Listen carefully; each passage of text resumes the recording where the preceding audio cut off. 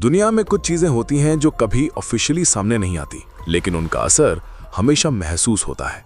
आज मैं तुम्हें एक ऐसे प्रोजेक्ट के बारे में बताने वाला हूं जिसका नाम सिर्फ एक बार ऑफिशियली रिकॉर्ड हुआ और उसके बाद सब कुछ मिटा दिया गया।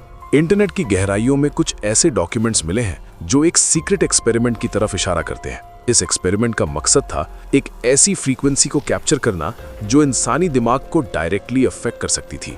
साइंटिस्ट ने इसे नाम दिया एंकर फ्रीक्वेंसी। 1980 का दशक था जब कुछ चुनिंदा साइंटिस्ट को एक अंडरग्राउंड फैसिलिटी में बंद किया गया। बाहर की दुनिया से कोई कांटेक्ट नहीं, कोई फोन नहीं, कोई खिड़की नहीं, बस वो सिग्नल्स थे और वो मशीन्स जो उन्हें डिकोड करने की कोशिश कर रहे थे।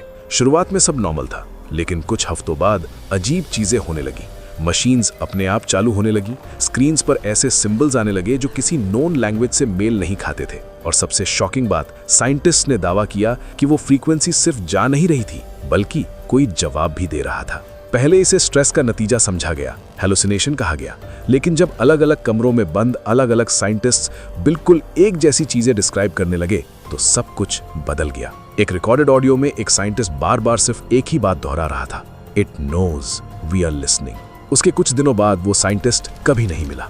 प्रोजेक्ट एंकर को ऑफिशियली बंद कर दिया गया, फाइल्स सील हो गई, फैसिलिटी खाली हो गई और जो लोग वहां थे उनके रिकॉर्ड्स जैसे कभी थे ही नहीं। लेकिन कुछ अनोनिमस सोर्सेस का दावा है कि ये प्रोजेक्ट कभी बंद हुआ नहीं, बल्कि इसे और गहरे और छुपाकर जारी रखा गया, क्योंकि जो उन्होंने सुना था वो सिर्फ एक सिग्नल नहीं था, वो एक प्रेजेंस थी। और सबसे डरावनी बात, कुछ लोगों ने क्लेम किया है कि उन्होंने एक्सीडेंटली वो फ्रीक्वेंसी सुन ली और उसके बाद अजीब सपने, अनजानी आवाजें और एक एहसास कि कोई हमेशा पास है। तो सवाल ये नहीं कि प्रोजेक्ट एंकर रियल था या नहीं, सवाल ये है कि अगर वो फ्रीक्वेंसी आज भी एग्जिस्ट करती है तो क्या तुम उसे सुनना चाहोगे?